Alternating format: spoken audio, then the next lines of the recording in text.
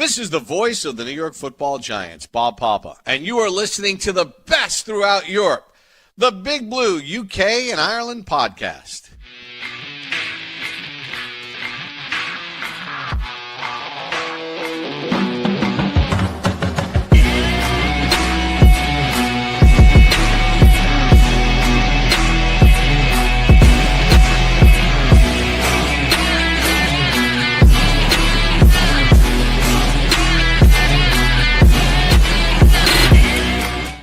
Welcome back, Giants fans, to the latest edition of the Big Blue UK and Ireland podcast. As always, we are proudly in association with Andy's Man Club. Lads, remember, it is okay to talk. And tonight we are 67% British, 33% Irish. And as always, we are still 100% Giants. It's week 5, preview time. The Giants are on the road in their Big Easy to take on the 0-4 New Orleans Saints as we look to have our first 2-game win streak since Thanksgiving 2023, when some familiar faces may have been in the Big Apple. Boys, Friday night, how are we doing? Kev, how's Dublin, by the way? Dublin was fantastic. I mean, just seeing all the jerseys, I mean, it felt like a proper NFL game abroad.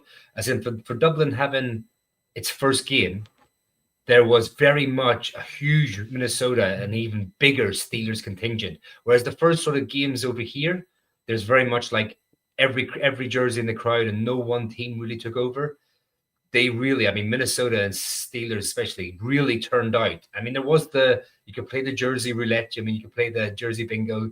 They were all there. But it really felt like, two teams had come over in masses to attend the game. And to be fair, Dublin didn't disappoint. It was so cool, real mix of Irish people traveling from Europe and England. But a lot of Americans made this trip. And it gave it a real good feel, and with maybe the London games being able to buy general tickets right now, sort of you feel like it's dwindling a little bit. It was very much a massive celebration, and it was packed, and it was just great crack all around, to be fair. It's interesting, isn't it, that you say that there are still tickets available for the UK games. I think the biggest problem that they've got over here is that they're starting to maybe price out the casual fan, especially in the UK. Yeah. And you might see that they might have to make a step change towards looking at bigger fan bases who will bring people over as opposed to relying on that UK crowd anymore. I know this isn't a generalised podcast for the NFL, but I do think that the NFL, UK and Ireland, and maybe it's not them, maybe it's Ticketmaster or someone like that, but I do think that they maybe need to review their policy in the terms of how much they're charging for these games, because the increase in ticket prices has been astronomical to the fact where they are just going to start pricing people out. And if they're looking to grow the game internationally and eventually have 18 international games, one a week, every single team having to go over every season, well, it needs to be financially viable, not just for them, but also for us. Yeah, 100%. And with them announcing as well that there's going to be a college game being played in Wembley next year, I'm very, very interested to see the pricing on that, because college isn't quite as big as the NFL, and I'm not shocking anyone by saying that. When you bring over two teams who aren't widely known either, if you start having these type of prices, there could be a lot of empty sections in Wembley, let alone seats. So it'd be interesting to see how they do that. I mean, it's doing quite well in Dublin, but I believe the ticket prices, I haven't got that to hand, but the college ticket pricing is a lot cheaper than the NFL for Dublin. So I'm kind of hoping they follow that model, because it will be it's an expensive trip for just casual college fans to make down to London from all over the UK and Europe. Yeah, I mean, you think like if the college game coming here next year sells at a price point 50% of what the NFL games are, at the end of the day, if you're a football fan, which one are you going to choose? Regardless of whether it's a professional game or a college game, which one are you going to choose? You're going to choose the cheaper option, aren't you, really? Unless you do have that disposable income to spend on a ludicrously priced ticket. Because how much were the tickets for the Dublin game, Kev? They weren't that expensive, were they? We were behind the end zone lower level, and they were €250, which is just crazy, actually. But it's mad, but it's first ever game, right? Yeah, it's the only tickets that are available by the time we actually like 8 of us trying to get through, and only one of us actually got through to the section where you buy the tickets. And then, that's what was left. So that's what we sort of had to pay for. But, the game, the college game is the 19th of September. And then you've got the 3 weeks in October. So, there's not many people, even if you live in London, that can go to a college game, 4 games in the space of 6 weeks. Like, it'd be mental.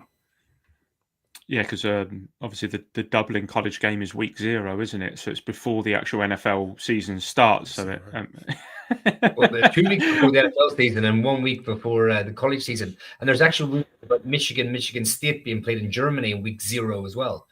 So that's wow. So it's really taking off, isn't it? It should be, 100%. Week -1, not week 0. We'll save that. We'll save that for the mathematics podcast. Yeah, exactly that.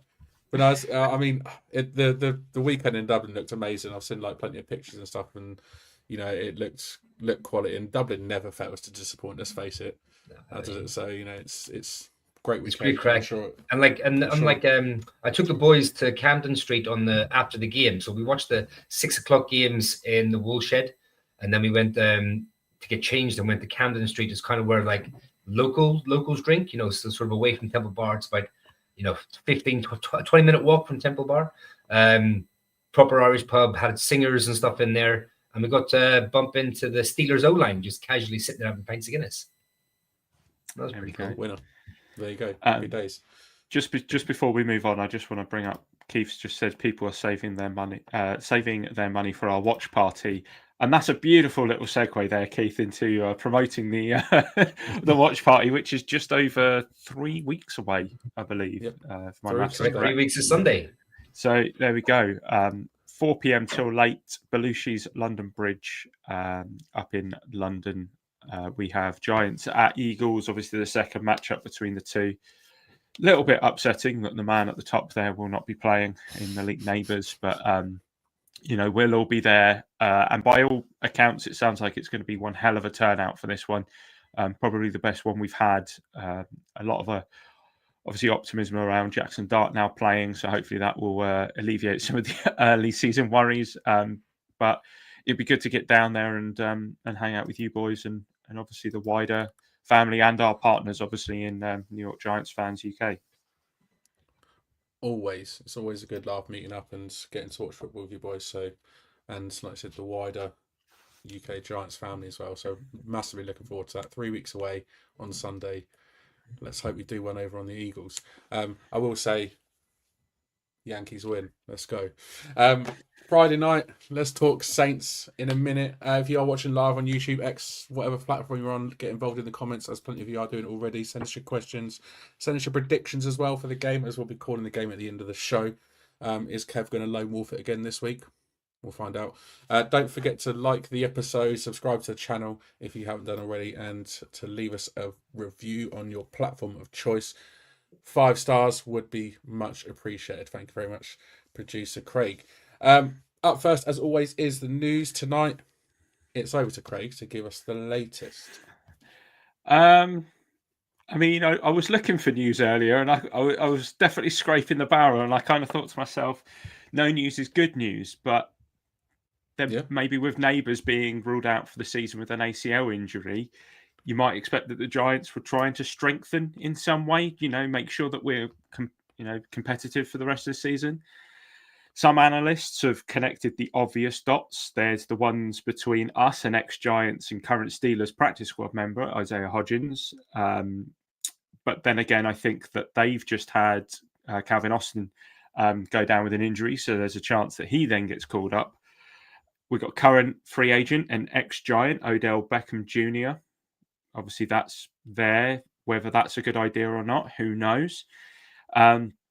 And we've even had potential trade kind of murmurings from an opponent from this upcoming weekend in Chris Olave.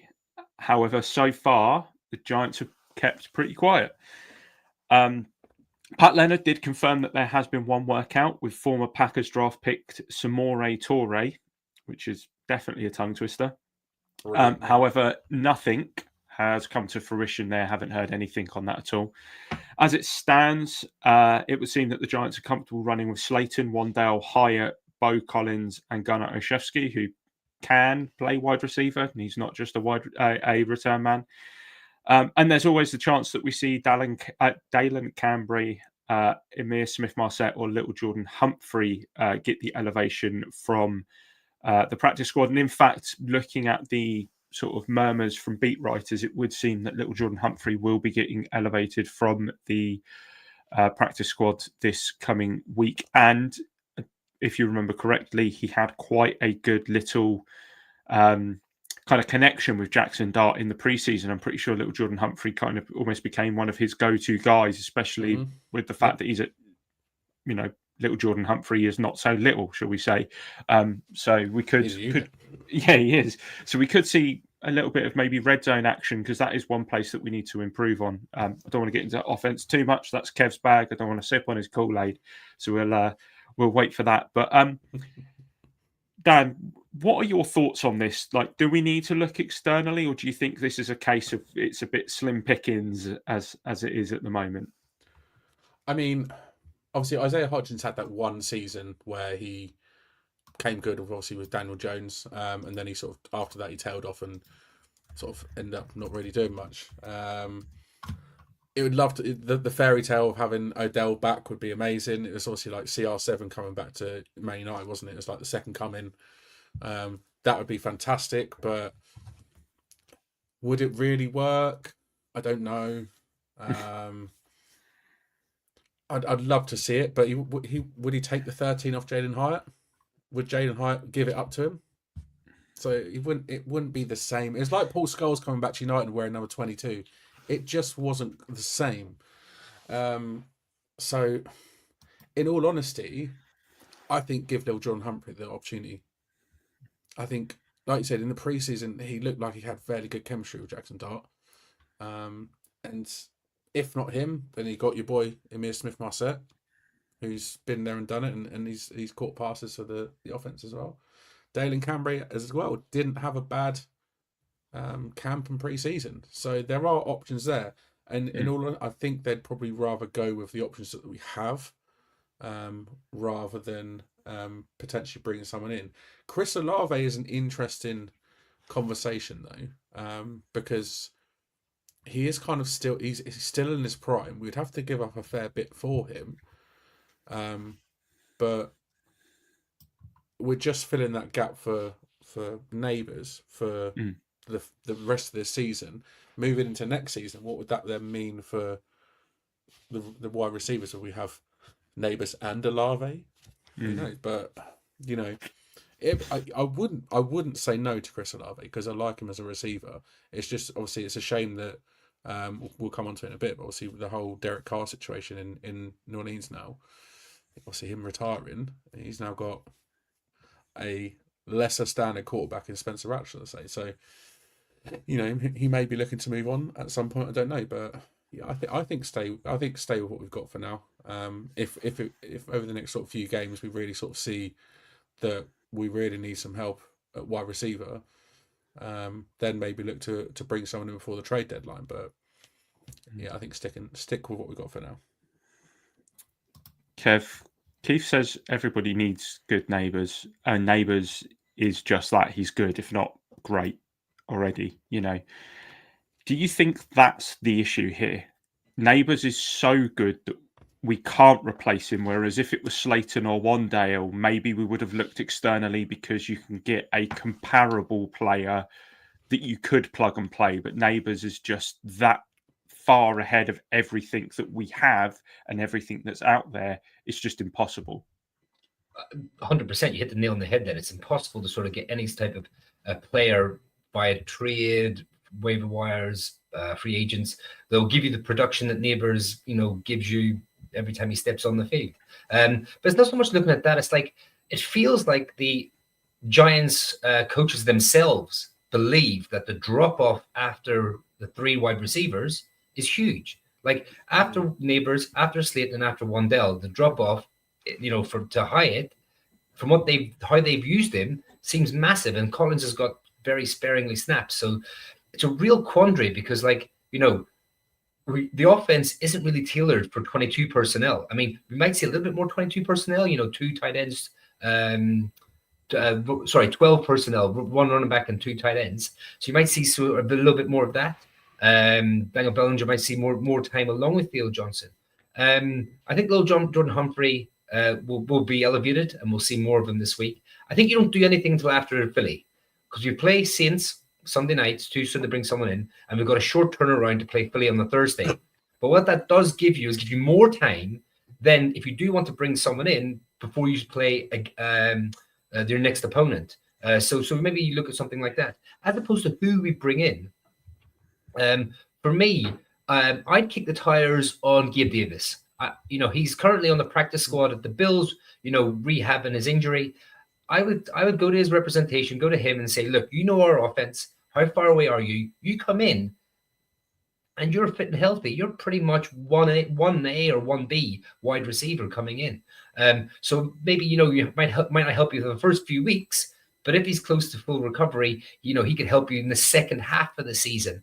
And let's be honest, the Bills have just looked at the Bills wide receivers. Coleman, Shakir, Palmer. They've all got 15 plus targets this season, so they kind of look like a real formidable threesome there, along with Dalton Kincaid, who's at 18 as well.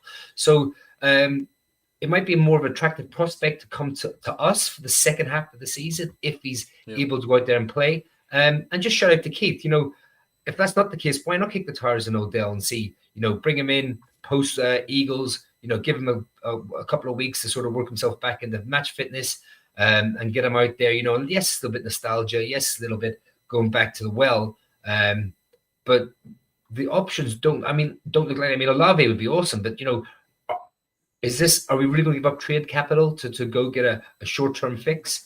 So it's an interesting one, but those are kind of my thoughts. I would lean towards kicking the tires of Gabe Davis. But yeah, people like Bo Collins is going to step up.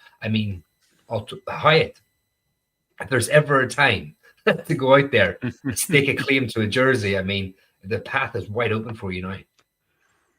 Yeah, absolutely. I think the other thing that we're fighting against is not just trade capital, but cap space as well. That might just kind of hamstring us a little bit. Injury reports, they are out. The Giants looked pretty ropey at the beginning of the week, but that seems to have kind of settled itself down. So there's only 4 players on there. Tyrone Tracy Jr. is doubtful with the shoulder, but looking at Dan Duggan's kind of thoughts over the course of the day, he seems to think that if you look at Tracy, you're looking at Tracy for the Eagles game and ramping him up for the Eagles game, not for this one.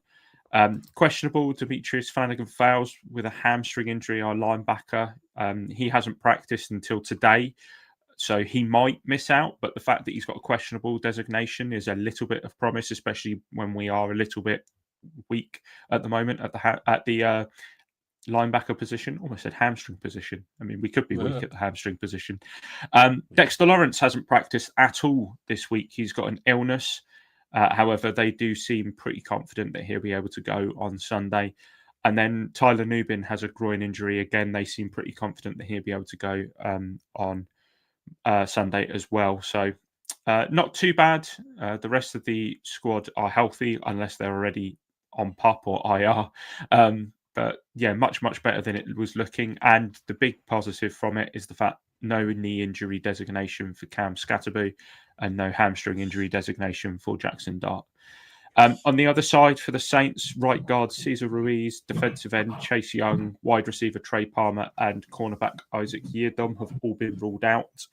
Juwan Johnson, Trevor Penning, and Dylan Radens are all questionable. So that will be worth keeping an eye on, especially Juwan Johnson and Trevor Penning. I think those Juwan two Johnson's could be, a big one. Yeah, they could be key to that. But yeah, that is it. Nice. Well, Deck is sick. He got tackled by a quarterback. You would be sick, wouldn't you? He must be kicking himself. That close to the house as well. If only. So close. Cool. Yeah, all right. Yeah, there's obviously wasn't much in the way of news, but it'd be interesting to... Juwan Johnson's a big one for the Saints if he doesn't go, because he's a second leading. He's a leading receiver in terms of yards. So that'll be interesting.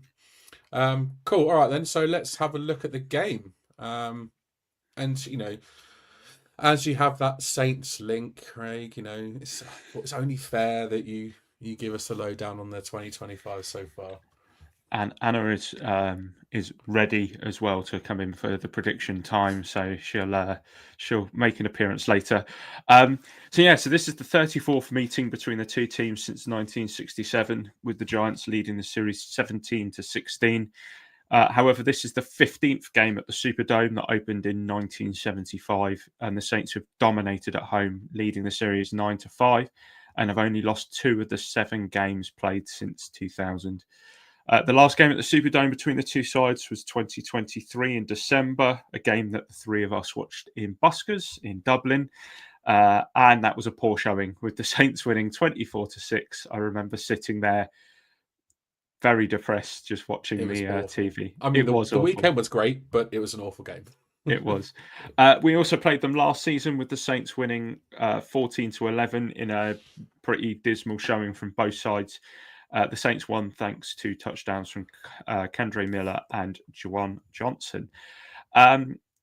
So when you look at the game in the Superdome 2023 December, can either of you name the 2 quarterbacks, the lead rusher and the lead receiver from the Giants in that game?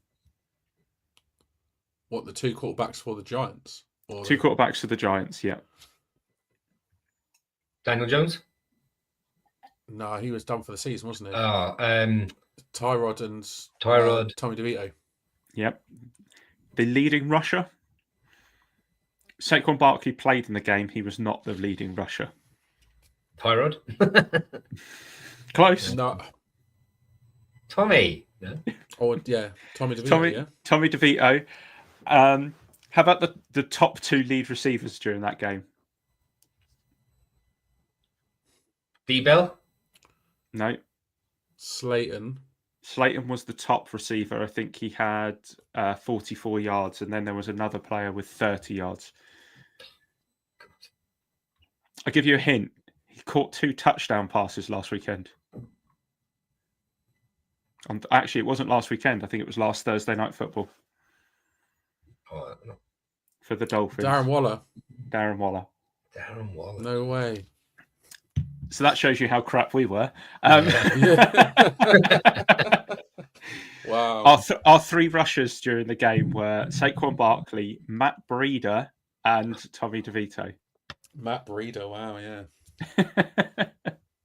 So Tommy DeVito had more rushing yards than Saquon. How many yards does Saquon have? Damn. Like 26 or something. Oh shit! All right, yeah. Fair.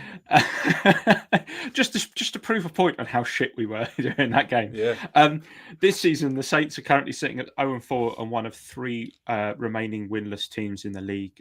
They were a lot more competitive against the Bills, which has moved them off the foot of most outlets' power rankings, but they are only up to 31st. They have had a tough start of games. They've played against the Cardinals, the 49ers, the Seahawks, and the Bills. But Coach Kellen Moore hasn't looked out of depth so far, hasn't really lost a game through, himself.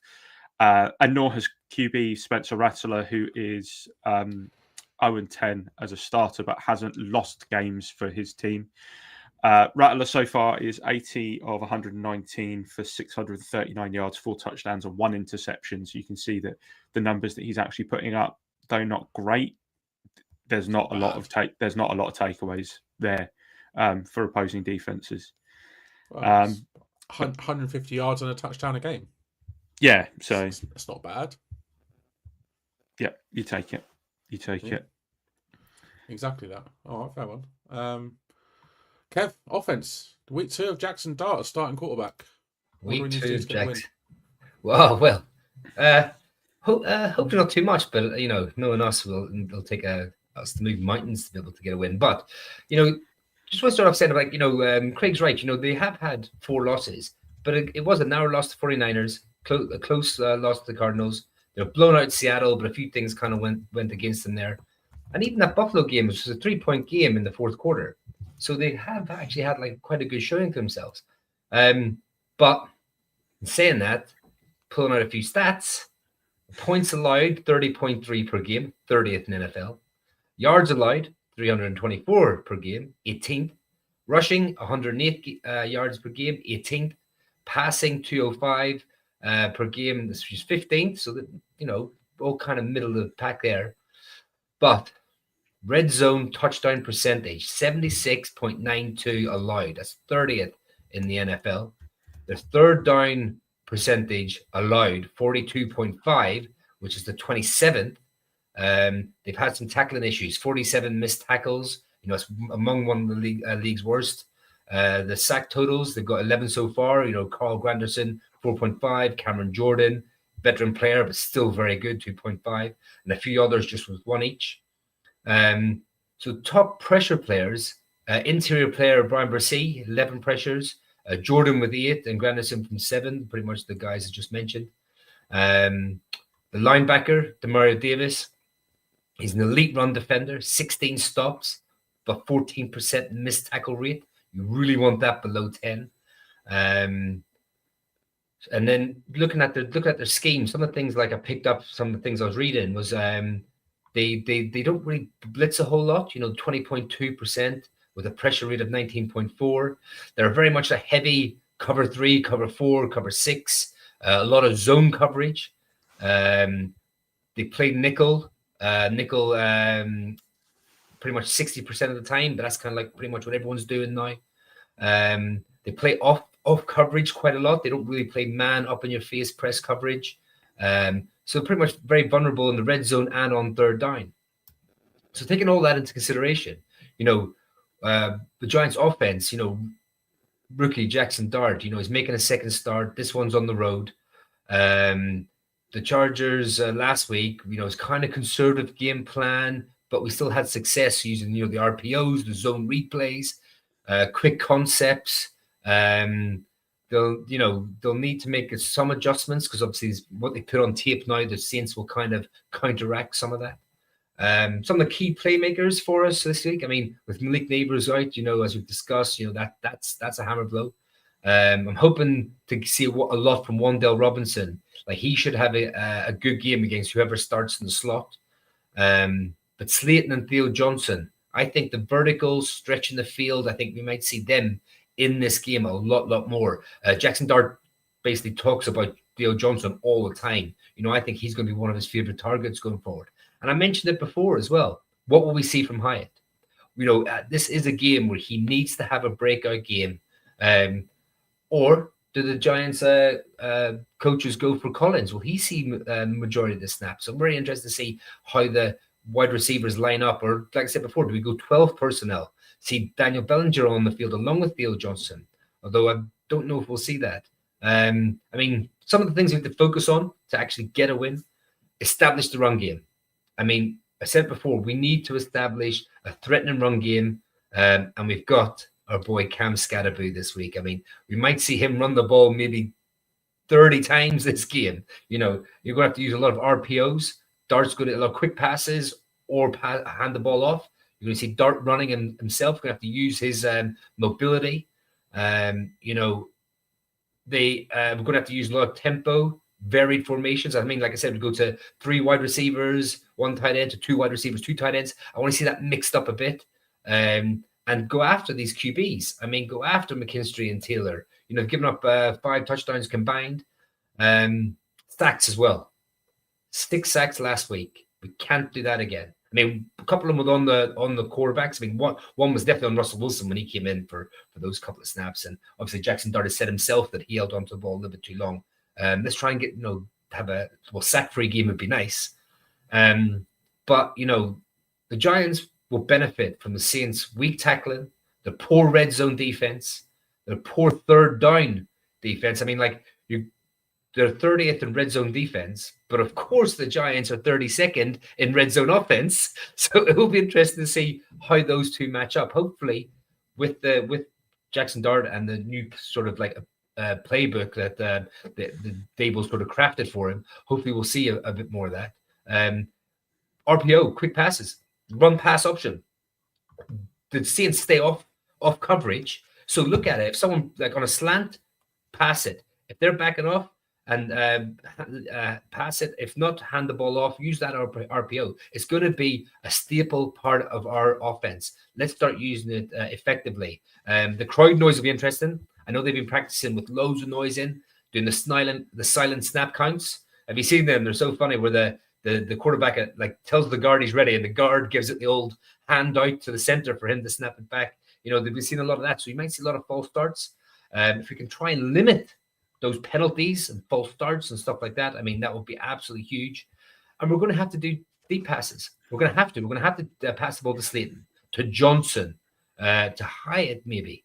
I mean, like I said before about they've got a lot of injuries. I mean, they're missing their starting safety, Julian Blackman, for a long time. Isaac Yadam, do you remember him when he sort of came in for us a couple of years ago, picked him off the street? He's missing in this game as well. So the secondary will be a good bit weaker. So let's sort of target that. Chase Young, pass rusher, he's out. So looking at those type of things, I mean, like I said, the Giants need to quick passes, RPOs, the occasional deep shot, keep them honest. I can see the Saints adjusting the coverage to sort of put pressure on Dart. You might see them pressure more this week, more than what I've just said that they have. But I mean, both teams are in transition. The Saints are trying to find an identity with Rattler, and they're trying to find out what works for him. And like you said, Craig, he hasn't lost them games. He hasn't gone out and won any of them for them. Hasn't put the team on his back and gone out and won. But let's get pressure on him and really go after him. And Jackson Dart as well. I mean, build your legacy. Go out. This is a game where you can go out, get a win in an away sort of hostile environment. And, they're 0-4, we're 1-3. Let's go out and get that win to take us closer to 500. And I kind of feel, last thing I'll say on it is I kind of feel that, actually, I'll ask this question. I'll go to you, Craig, for the question. Is this game kind of beat the Saints, or last week meant nothing? Is that the kind of feeling that I have gone into this game? What are your thoughts on that? Yeah, I think so. I think if you looked at the beginning of the season before, a ball was snapped at all across the league, both of these teams would have looked at this game as we could win there. Both teams would have looked at that. And now I think it's got to the point where both teams are kind of, well, we have to win here, as opposed to we could win. It's we have to win. But yeah, I do think that, when it comes to what we did last week against a much stronger team, you can't just, turn up for the big games. If you're going to build a steady foundation for the season, and we're not saying that we're going to have a winning record by the end of this season, but it will be nice to have 6 or 7. Yeah. Something to build on. Yeah, exactly. But if you're going to get to that point, this is the kind of game where you have to go, we are, in our minds, favourites. We might not be. We'll talk about that in a minute. But we seem to think that we are favourites for this. So if we think that, we have to go out there and perform. Dart has a chip on his shoulder because the Saints passed over him in the draft. That's one thing that we've already discovered. Spencer Rattler may have, G'd up the Giants defense a little bit with some of his comments, though I don't think that his comments are as inflammatory as some people are making it out to be. I think he's literally just doing scouting reports more than anything. I think if anything, it's just a little bit. You still put that on the board, that headline. You do. But it's just a little bit shade, isn't it? It is. But before you ask Dan, one of the things that you said, where you said that they were 30th in red zone defense and we're 32nd in red zone offense. Do you remember my quote from last year, Dan? The porous object meets the impotent force. Yeah. That's kind of what it feels like again, doesn't it? Mm-hmm. I can't remember who it was last year that we played against. And if I remember correctly, we were dog shit against them in the red zone. So, yeah, exactly. I mean, great points. And then just the last thing I was thinking of, Dan, where do you think we win this game on offense? Do you think it's a case of wide receivers getting open and being available and beating their men? Do you think it's the O-line holding up and giving Jackson Dart time? Or do you think it's like communication and poise from Jackson Dart if he has those sort of qualities on the day that he will take us on to the victory. What are your thoughts, Ian? It's a great question. I think all three, if I can say that as an answer. Because obviously we've got no neighbours, but we didn't have neighbours in the second half last weekend, and we still came out and we still scored points in the second half. I'm looking for Cam Scatterby to really sort of step up and not that he hasn't stepped up, but to really sort of become a bit more of a force than he already has been. Especially, like I said, with neighbours gone. Slayton, I want to see him targeted more. I want to see Theo Johnson targeted more, and Wandale as well. And who's going to step into neighbours' spot? That's going to be massive. Who's going to step into that? I suppose wide receiver 3 spot, and that it will be now. And I think Dart just needs to pick up where he left off and just play consistent, mistake-free football. The offensive line protected him really well last week. I think they can do the same again this week. If Andrew Thomas is there for every single snap, it just makes a world of difference. I don't know what this. I don't really know what this Saints defensive line is like, but I think the Chargers defense last week was a pretty good line to come up against, and we held up pretty well against them. So I think the offensive line can quite easily give them the time in the pocket to do what it needs to do, and I think I'm just looking forward to seeing Jackson Dart game 2, and just like I said, just see that sort of pick up from where he left off last week, and continue this sort of like just building. This is game 2. Let's see a little bit more from him. Let's see a little bit more maybe of an RPO type offense. Let's see a little bit more. Get the play action going. Establish a run, get the play action going. RPOs. Let's get some screens in there as well. Let's utilize Devin Singletary a little bit more as well. Obviously, with Tracy probably not going to go this weekend. Maybe a little bit too early for him. Let's start to utilize these weapons, because we're good now that Neighbours is gone. We cannot. I think Neighbours over the course of the first 4 games had 30 targets. That's gone now. So it's a case of like we have to utilize the rest of the offense around him. So look to bring in the likes of Hire. Look to bring in the likes of Bo Collins, and give them the chance. They've got the chance to prove themselves now. So give them the chance as well, and just spread that offense a little bit more than going to one direction all the time. So yeah, there's all 3 is the short answer. There is just while you were saying about the Saints sort of defensive line, they do have 3 very good players on that defensive line that we need to be careful of. Cam Jordan is, in my opinion, Cam Jordan, in my opinion, is a Hall of Fame player. Like what he's done for that franchise as a one franchise man is absolutely incredible, and he's still getting pressures and sacks.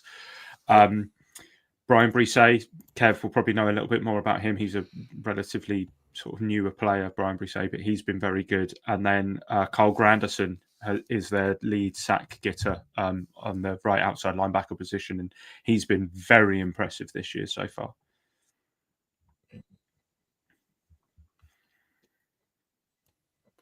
Cool. All right. Before we do defense, there's just one quick thing. Keith asked, "Are we favourites in this game? How long has it been since that happened?" It's a good question, Keith. I don't remember the last time we were favoured in a game.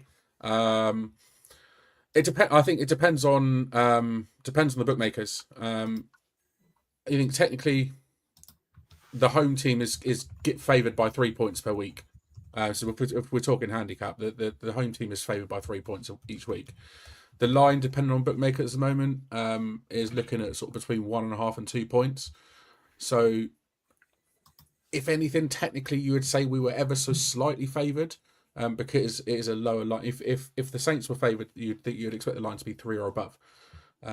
So, on the handicap, it looks like maybe we are slightly favoured, Money line though, again depends on the bookmakers. Some have us at even odds. Some have the Saints at slightly shorter odds than Giants, and that's generally probably because we are the road team rather than the home team. Home team again, if it's a really tight game, the home team are generally favoured on the money line just because they're home. It's kind of home field advantage. So it's gonna you know what, it's gonna be really, really tough to call that game on Sunday in terms of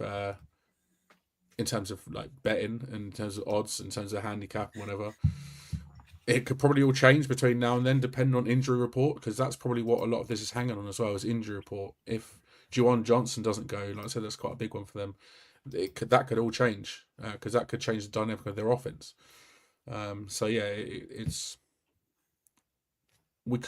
by this time Sunday, well, by game time Sunday, we could be favourites.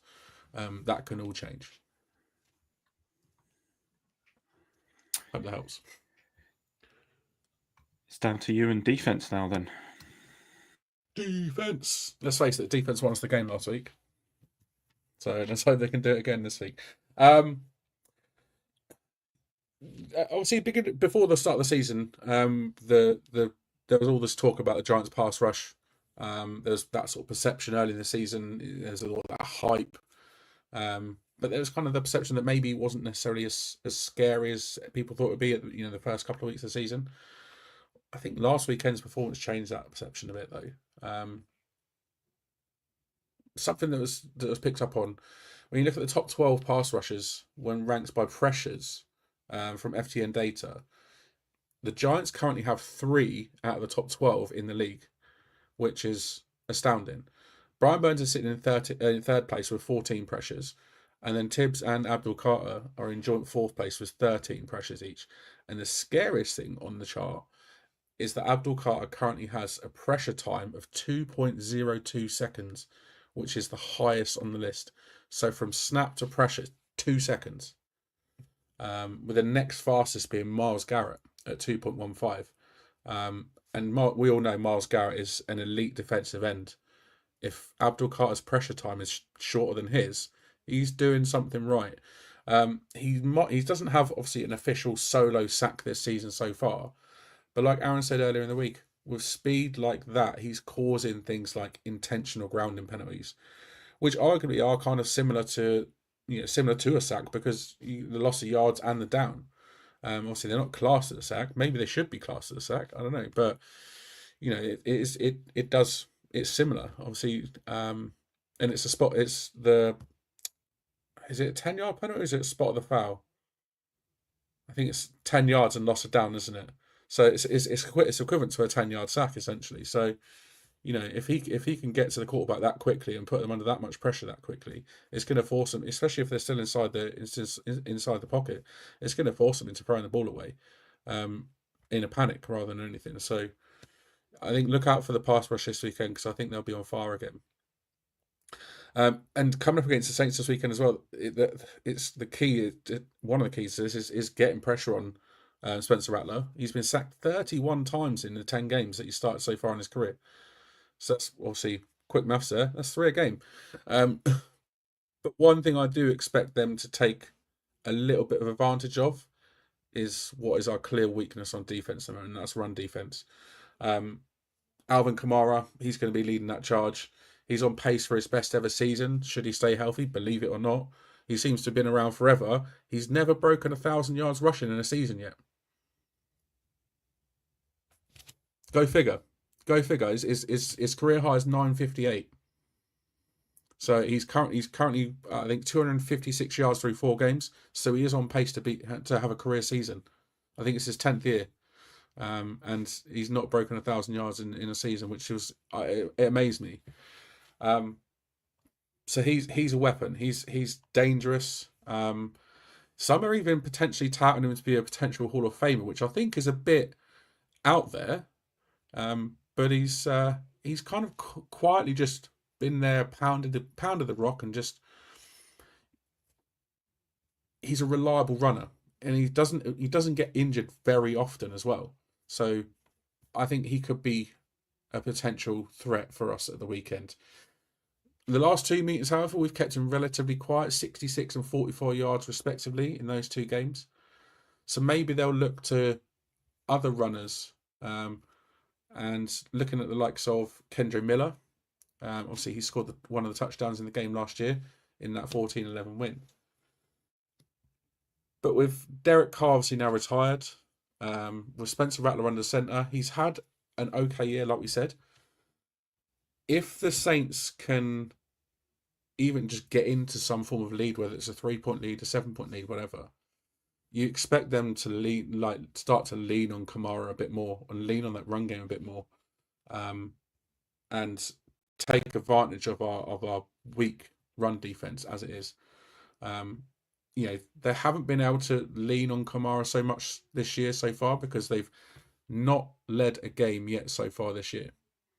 They've only been tied in a game once after each team has scored. Obviously, start of the game you start at 0-0, so you're tied. But after that, they've always been behind in games apart from once. So they haven't been able to really establish that run game because they're always chasing the game.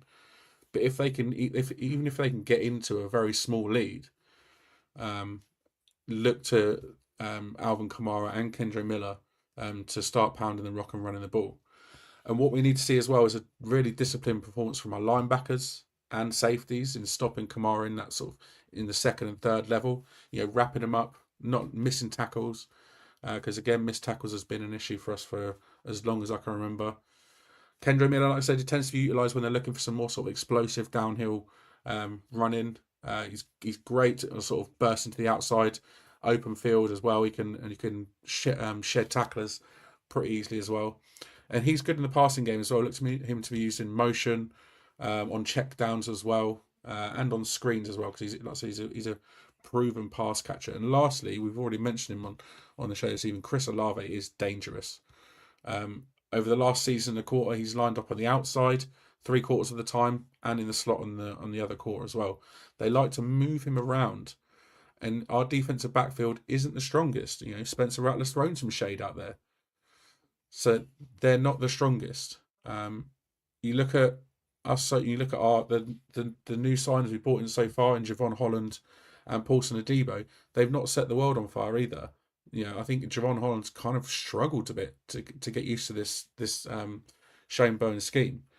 So look for them to exploit the weakness in the defensive backfield. So I think Doug Nussmeier, the Saints offensive coordinator, is going to look to utilise him in matchups against our secondary, in multiple matchups against our secondary, and against defenders that are struggling to wrap up those tackles. And if Juwan Johnson goes on Sunday, obviously I said he's the leading receiver for the Saints so far this season with 204 yards. And if there's one position the Giants love giving receiving touchdowns up to, it's tight ends. For whatever reason, especially in the red zone, we can't seem to defend tight ends. And tight ends tend to score touchdowns against us more often than not in the red zone. If the Saints can get in the red zone and Juwan Johnson on the field, look for them to target him, because no doubt the ball is going to be coming his way. Welcome back, Ev. Spencer Rattler, obviously 10 games in, no wins. But what is dangerous about Spencer Rattler that we really need to be concerned about?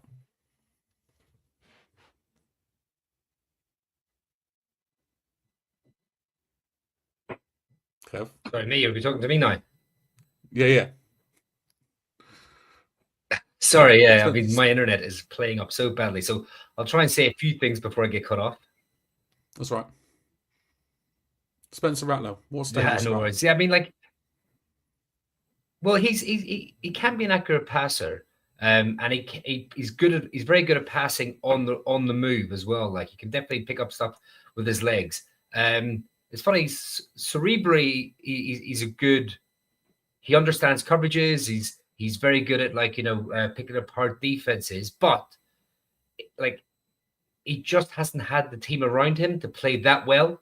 And he's more of a game manager than sort of an elite prospect. He would, like I said, he won't go out and win games for you. He needs to be a facilitator, and he sort of hasn't had the especially from the offensive line.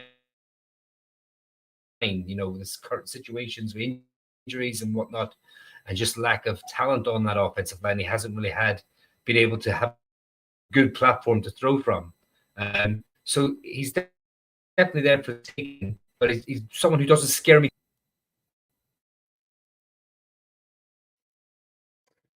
And I think Kev's internet's gone again.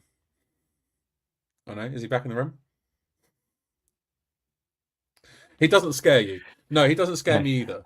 He doesn't scare me either. Look, that we've got history at the Superdome. We've not got great history at the Superdome. So this game could literally go either way. It's really difficult to call it. Like I said a minute ago, with obviously the bookmakers really struggling at the moment as well. Talking of calling the game, we're going to predict the game. This is going to be interesting. Last week's predictions then. Craig, do you want to go through them? Yeah, I think last week Kev lone wolfing ended up getting him a little tick in that win column. He is 2 of 4. Aaron's reverse psychology obviously worked. He's quite happy to be sitting on 0-4 there because it meant that we got a win. I am having a stellar season at 1-4, and then Dan and Shane, it was your first loss of the season. But again, I'll take it. We won the game. Do we care? Exactly. No, exactly that. So prediction time. Kev? Kev's up first. So let's get Kev's in before he dies again.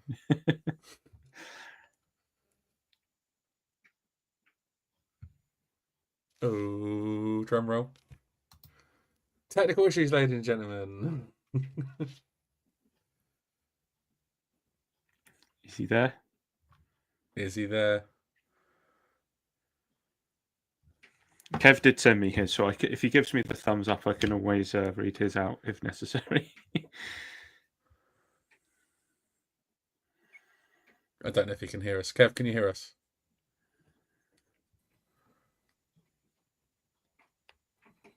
I think he's wicked. Yes, 1 2 testing 1 2. There we go. There we go. Kev, prediction. Way quickly before it dies again. Before we go. My prediction is 27-19 Giants. Nice. Like it. 27-19 Giants. So I've got the rest of them. So Aaron here is going for a 31-17 win for the Giants.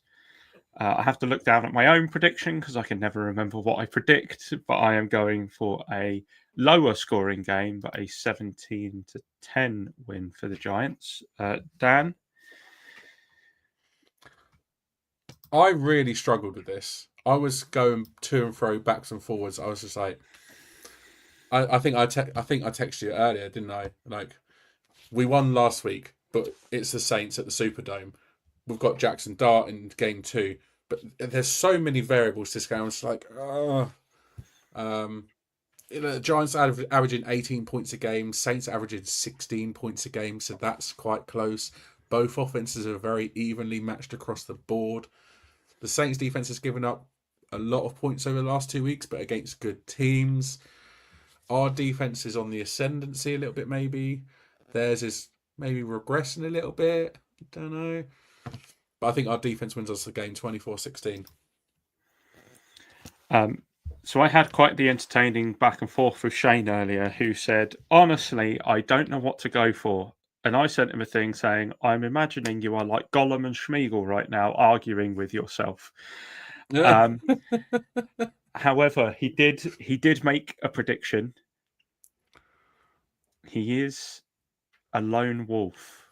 He's gone for the Saints, hasn't he? Yeah, I thought he's gone for a Saints victory. I've actually got that wrong. I don't know where I got 23-20 from. He's 13-17 is actually what he said. That's clearly last week's prediction from him.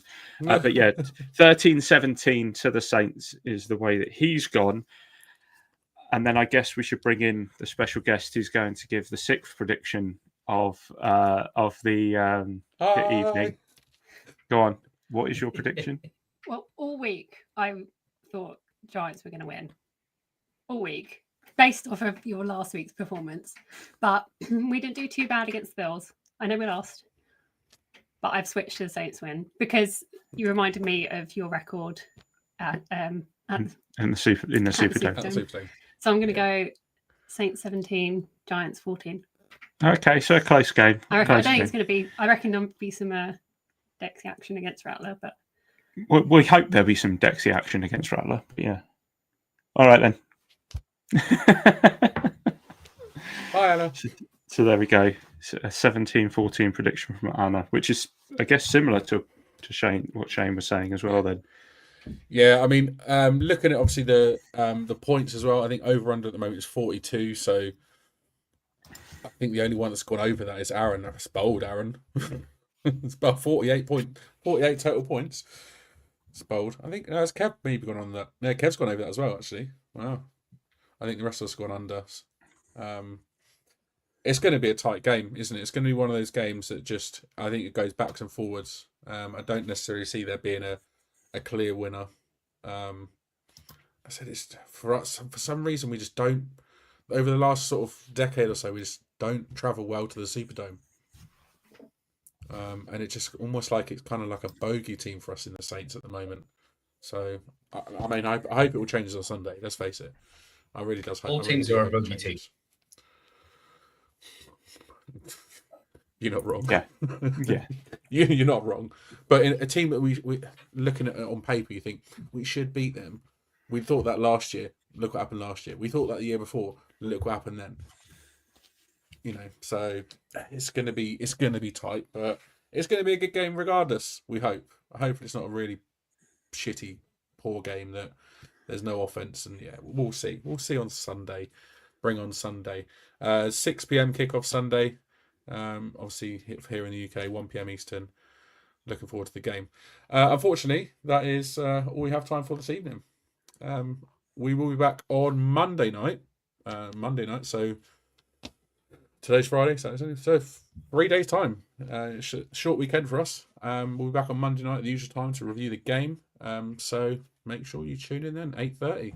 Be there or be square. Anything else before we go, guys?